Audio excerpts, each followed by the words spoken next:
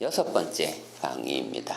내 삶을 위한 작가가 되어라 라는 장이고, 니체 문학과 철학의 두물머리에서는 90쪽부터 시작됩니다. 삶을 위한 작가, 나 자신을 위한 작가.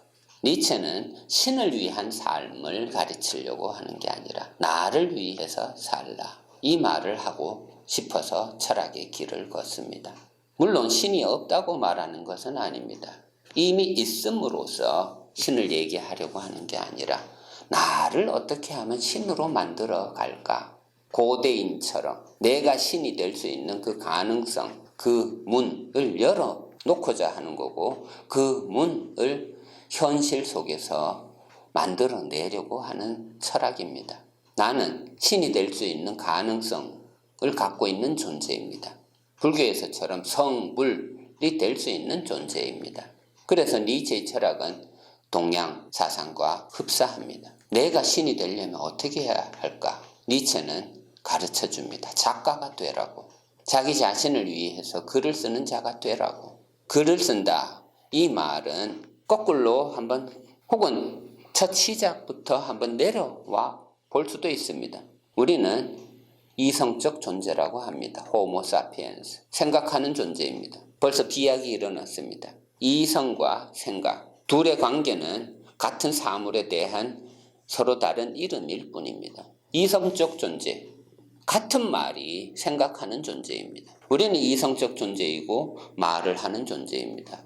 여기서 또 비약이 일어났습니다. 이성이 생각이 되는가 했더니 다시 생각이 말하는 존재, 말로 또다시 비약이 일어났습니다. 생각은 말을 통해서 이루어집니다. 근데 말하는 사람은 글도 씁니다. 여기에 또다시 비약이 일어납니다. 말에서 글이라는 현상으로 종합하면은 이성, 생각, 말, 글, 여기까지가 전부 다 인간이라는 존재에 대한 설명들입니다. 자, 글까지 왔다면 두 가지 행위가 있을 것입니다. 하나는 글을 읽는, 즉 독서 행위이고, 또 하나는 글을 쓰는 글쓰기 혹은 글짓기라는 행위입니다. 둘 다 훈련을 해야 합니다. 독서에도 기술이 있고 글쓰기에도 기술이 있습니다. 모든 훈련은 해야 합니다. 모든 훈련은 시간이 필요합니다. 반복 훈련이 요구됩니다. 훈련하지 않고 책 읽는다? 말도 안 됩니다. 훈련하지 않고 글을 쓴다? 말도 안 됩니다. 스승을 두고 배워야 합니다. 일단은 배워야 합니다. 도레도미 하면서 이렇게 건반을 두들겨 가는 그 반복 훈련, 누군가로부터 일단은 배워야 합니다. 기계의 도움을 받든 사람의 도움을 받든 멘토의 도움을 받든 어떤 형식으로든 일단은 배워야 합니다. 그리고 나서 자기의 생각을 펼쳐내는 진정한 연주자가 되는 것입니다. 마찬가지로 자유정신이 되어서 생각의 자유를 실현하면서 자기가 신이 되어서 자기 자신을 스스로 구원하는 구세주가 되는 그런 존재로 거듭나려면 엄청난 훈련을 해야 합니다. 신은 죽었다. 양심의 가책 없이 말할 수 있어야 하고, 나는 살아있다. 양심의 가책 없이, 두려움 없이 말할 수 있어야 하고, 나는 중요하다. 자신감, 자존감, 뭐가 중요한지 그런 거 경중을 따질 필요 없이 자신감이 있어야 자존감도 있는 거고, 자존감도 있어야 자신감이 생기는 거고, 어쨌든 자기 자신을 중심으로 해서 자기 삶을 살아가려는 그 의지, 그러한 권력의 의지를 갖기 위해서는 수많은 훈련을 해야 합니다. 일단 글쓰기에서 글짓기로 나아갈 줄 알아야 합니다. 글을 쓸 때, 글 쓰는 사람들은 글감이라는 말을 자주 합니다. 글을 쓴다고 다 글로 간주되는 게 아닙니다.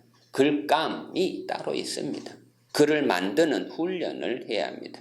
무엇이 글인지에 대한 공부도 해야 합니다. 두 번째, 니체가 자주 썼던 말은 자기 글을 써라. 자기 글. 십계명, 하나님의 계시, 하나님의 뜻, 하늘의 뜻, 그런 것을 연연하면서 1000년간 우리는 시간을 보냈습니다. 거기에 익숙해져 버렸습니다. 익숙하면 편안함을 느낍니다. 이제 니체는 딴소리합니다. 자기 글을 쓰라고. 여기서부터 우리는 불편합니다. 왜 그래야 되는지 자꾸 저항하려 합니다. 그러지 말고 니체가 원하는 대로 한번 맡겨보는 것입니다. 글 속에 자기 자신의 이야기를 담아야 한다 라고 말하면 우리도 그렇게 해보는 것입니다. 글 속에 나를 한번 담아보는 것입니다. 또 재미난 이야기 아주 중요합니다. 이야기는 재미있어야 합니다. 재미없으면 즐겁지 않으면 삶은 생지옥이 되고 말 겁니다. 신화, 신들의 이야기 재미있습니다. 아이들은 신화 정말 재밌게 읽어냅니다. 왜냐하면 거기에 상상의 나래를 펼칠 수 있기 때문입니다. 상상도 못했던 자유가 펼쳐지기 때문입니다. 어른들은 신화를 읽으면서 재미없다고 말합니다. 왜냐하면 말도 안 되는 소리를 하고 있기 때문입니다. 제우스가 번개를 던진다고요? 어른들은 그거 믿지 않아요, 이제. 하지만 어른들은 재미가 없습니다. 어른들이 재미있어 하고 웃을 수 있는 것은 남을 해코지하고 자기가 명령권자가 되어서 다른 사람을 제압할 때 재미있어 합니다. 하지만 니체는 그런 재미 말고 자기가 주인이 되어서 자기 인생에서 행복한 소리하고 그러한 소리, 범종의 종소리처럼 해탈한 그런 소리는 타인에게도 재미 혹은 즐거움 혹은 기쁨의 원인이 될 수 있습니다. 니체의 허무주의도 바로 이런 소리를 내고자 훈련하고자 하는 것입니다. 즐거운 학문, 스스로가 하는 그런 즐거운 공부, 그런 공부는 타인에게도 도움이 되는 공부가 될 것입니다. 세 번째, 글의 형식들을 또 공부할 줄 알아야 합니다. 자기 자신을 담아내는 글의 가장 일반적인 것은 일기라는 형식이 있습니다. 일기. 저도 요즘 아직도 노력하고 있습니다. 가급적이면 매일 쓰려고 합니다. 일기장을 따로 두고 거기에 하루의 일과를 한번 쭉 적어 보는 것입니다. 두 번째, 자서전. 자기가 살아온 이야기를 펼쳐보는 것입니다. 자기가 살아온 이야기를 남이 들을 때 자랑질하는 게 아니라 남이 읽을 때 재미나게 읽을 수 있도록 배려하는 그러한 자서전 훈련해야 합니다. 어떤 변화를 겪어서 어떤 경험을 했는지 어떻게 해서 내가 여기까지 왔는지 자서전 속에 써내야 합니다. 세 번째로는 자기 자신에게 쓰는 편지 형식도 있습니다. 예를 들어서 붙이지 않은 편지가 있습니다. 대표적으로 카프카의 아버지에게 보내는 편지, 직접 말할 수는 없는 그런 편지, 그 편지 속에 자기 자신을 담아보는 것입니다. 혹은 괴테의 젊은 베르테르의 슬픔, 그것도 편지 형식입니다. 소설입니다. 하지만 그 인물을 향해서 내가 편지를 써낼 때 그 편지 속에 담겨지는 나의 말은 곧 나 자신의 생각의 말입니다. 내가 하는 말들입니다. 그 속에서 인물은 자살하게 만들고 저자인 자기 자신은 알프스를 넘어서 고전주의로 극복해가는 그러한 위대한 업적을 남긴 사람이 괴테입니다. 고전주의로 넘어갈 수 있었던 것도 이러한 젊은 베르테르의 슬픔이라는 글쓰기 과정이 있었기 때문에 가능했던 것입니다. 글 속에 자기 자신을, 상처받은 자기 자신을, 시대로부터 억눌림 당하고 있는 그러한 정신을 고스란히 담아내는 그 자세, 한 글자 한 글자 또박또박 적어가면서 써내는 그 과정 속에서 자기 자신과의 싸움이 시작되는 거고, 이러한 사막 같은 현실에서 내가 살아남을 수 있는 힘을 쟁취하게 되는 것입니다. 네 번째로 자기 자신을 주어로 삼는 기술을 좀 터득해야 할 것 같습니다. 자기 자신을 주어로 삼는다. 쉽게 얘기하면 나는 이라는 주어를 만든 다음에 그 다음에 수로들을 한번 만들어 보는 것입니다. 나는 이라는 주어를 만들고 나서 내가 무엇을 하고 있는지 동사를 찾아내는 것. 참 힘든 과정입니다. 이러한 문장을 한 100개 정도 내가 자유롭게 자유정신을 발휘하면서 사용할 수만 있다면 니체는 장담합니다. 너는 스스로 신이 될 수 있다고. 너는 스스로 신이 되어서 너의 인생을 구원할 수 있다고. 100개의 가군 정도를 외우고 있는 자라면 충분히 그럴 수 있습니다. 다섯 번째로는 글을 쓰며 자아 성찰이 쉬워진다라는 그 대목입니다. 아까도 말씀드렸듯이 글을 쓰면 또박또박 글을 쓰게 되고 느립니다.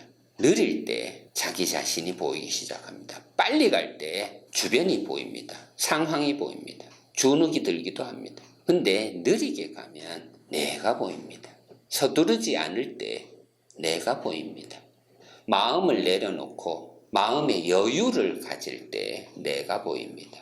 내가 나를 책임질 수 있는 시간이 주어집니다. 그때 나는 내가 중심이 되어서 이 세상을 바라볼 수 있게 됩니다. 이런 과정을 훈련해 달라. 그 다음 또 6번째, 글을 쓰려면 먼저 읽어야 합니다. 구양수라는 중국 송나라의 작가 혹은 철학자가 이런 말을 했습니다. 다독, 다작, 다상량. 저도 대학생 때 이거 노트에 자주 써놓고 좌우명처럼 여기고 살았습니다. 다독, 많이 읽어라. 다작, 많이 써라. 다상량, 많이 생각하라. 자기 자신이 중심이 되어서 자기 자신의 삶을 책임지고 살아가는 그러한 삶을 위해서는 다른 방법이 없습니다. 물론 기독교인처럼 하나님을 믿어라, 믿으면 구원받으리라 간단하지만 현실로 돌아오면 믿음의 논리로는 잘 안 됩니다. 아무리 시험장에서 기도를 해도 시험을 잘 볼 수는 없습니다. 열심히 공부한 자가 시험을 잘 볼 것입니다. 다독, 다작, 다상량을 실천한 사람만이 이 현실, 이 사막 같은 현실에서 잘 살아갈 것입니다. 늙으면 이해력이 떨어집니다. 독서 잘 안 됩니다. 어른들은 책 한 장 읽는데도 어려워합니다. 익숙한 글은 물론 잘 읽습니다. 자기가 아는 글은 이해한다 라고 생각하면서 읽어댑니다. 그런데 자기가 읽지 못한 책, 낯선 책, 세상에서 가장 위대한 책이라고 하는 이러한 고전들도 어른들한테 읽어보라 하면은 한 페이지 읽어내는 게 힘듭니다. 어려서부터 읽어보지 않은 글이라면 낯설기 때문입니다. 한 줄 읽고 그 다음 줄 읽을 때 벌써 그 앞에 읽었던 그 한 줄이 기억도 안 납니다. 훈련이 안 돼서 그런 것입니다. 늙어감에 저항할 수 있는 최고의 방법이라면 독서 행위입니다. 독서해야 합니다. 우리는 생각하면서 살아가야 하기 때문입니다. 기계음이 보여주는 혹은 TV 화면 앞에서 한 2년 동안 멍하니 바라보고 있으면 스스로는 생각하고 있다고 생각하겠지만 정신적인 인생에서는 아주 치명적인 현상이 벌어질 것입니다. 생각을 기계에 맡겨버리거나 생각을 타인에게 맡겨버리면 아주 치명적인 현상이 벌어지고 말 것입니다. 소위 말하는 치매라는 현상도 그런 과정을 통해서 도래하게 됩니다. 이러한 늙어감, 정신적인 삶에서 저항할 수 있는 최고의 방법은 다시 말씀드리지만 글쓰기 혹은 독서 혹은 말하는 훈련 혹은 문장을 외우는 훈련. 아까 말씀드렸듯이 한 100개의 문장을 외우고 있으면 이 세상 살아가는데 어떤 풍파가 와도 살아남을 수 있습니다. 좋은 문장 100개 정도를 외우고 있는 사람에게 두려울 게 없을 것입니다. 피터팬이 네버랜드 데려갈 때 아이들이 우리는 너처럼 나를 수 없어 라고 말했을 때 피터팬은 이렇게 말합니다. 좋은 생각해봐. 행복한 생각해봐. 행복한 생각이 하늘을 날 수 있는 비결이라는 것을 가르쳐 주었습니다. 하늘을 날 수 있어 너도 행복한 생각 좀 해봐. 나이가 들면서 어른이 되어가면서 행복한 생각을 잘 못하게 됩니다. 행복의 기준을 좀 착각하고 삽니다. 뭔가 규정을 정해놓고 그 규정대로 그 규정이 내가 한 것이라면 행복한 것처럼 생각합니다. 그래서 성공해서 가급적이면 높은 직위에 올라서고 자기가 권력을 행사하는 존재가 되려고 합니다. 항상 타인을 요구하는 생각입니다. 항상 다른 것을 전제로 하는 생각입니다. 니체의 철학으로 보면 그게 바로 노예 같은 생각입니다. 노예들이나 가지는 생각입니다. 괴테도 프로메테우스라는 시에서 이렇게 말합니다. 제우스는 인간들이 하는 기도 소리로 먹고 산다고. 가련한 존재라고. 인간들이 기도 안 하면은 제우스는 굶어 죽을 거라고 이런 말을 합니다. 정말 멋진 말입니다. 노예 정신이 뭐냐 하면은 자기 말고 다른 것을 필요로 하는 존재입니다. 예를 들어서 펜이 있다. 이 펜 없으면 난 죽을 것 같다. 이런 게 노예적인 발상입니다. 주인 정신은 자기가 가치의 중심에 서 있기 때문에 다 오면 오는 대로 가면 가는 대로 색즉시공 공즉시색 회자 정리 거자 필반 이런 것을 일상생활에서 실천해낼 수 있는 사람입니다. 제가 좋아하는 글 중에 읽기와 쓰기에 대하여라는 장이 있습니다. 자라투스트라 이렇게 말했다에 나오는 글입니다. 저는 이 글을 대학생 때 정말 좋아했습니다. 독일어로 원문으로 외우기도 하고 독일 유학 가서는 이것을 펜글씨로 또박또박 적어서 벽에 붙여놓기도 했습니다. 제 지도 교수님이 기숙사로 제 생애 처음으로 방문해 주셨을 때 제 자리에 교수님을 앉혀드리고 저는 맞은편에 침대에 앉아서 대화를 한 적이 있습니다. 그때 컴퓨터 화면 뒤에 이 글이 적혀 있는 것을 보고 교수님은 무척 좋아했던 기억이 납니다. 거기에 나오는 글들 중에 몇 가지를 읽어보겠습니다. 일체의 글 가운데서 나는 피로 쓴 것만을 사랑한다. 쓰려면 피로 써라. 그러면 너는 피가 곧 넋임을 알게 될 것이다. 다른 사람의 피를 이해한다는 것은 쉬운 일이 아니다. 쓰려면 피로 써라. 쓰려면 정신으로 써라. 또 읽을 때는 남의 피를 이해한다는 것, 남의 정신을 이해한다는 쉬운 일이 아닙니다. 노력이 필요합니다. 두 번째는 피와 잠언으로 글을 쓰는 사람은 그저 읽히기를 바라지 않고 암송되기를 바란다. 니체는 잠언으로 글을 쓰려고 합니다. 잠언이라는 어떤 형식이 뭐냐를 알고 싶으면 성경책을 읽어보면 됩니다. 잠언 바로 앞에 시편이 있습니다. 시편은 리듬을 타고 노래처럼 반복되는 구절도 있고 후렴구도 있고 합니다. 잠언은 문체가 전혀 달라집니다. 잠언은 인생의 지혜가 담겨지게 됩니다. 어떻게 살아라, 어떻게 하라 라는 지혜, 삶의 지혜, 현장에서 써먹을 수 있는 지혜가 담겨지게 됩니다. 니체는 이러한 잠언으로 글을 썼기 때문에 그냥 읽혀지는 것으로 만족하지 않고 외워주기를 바랍니다. 길을 아는 것은 길을 가는 것과 다릅니다.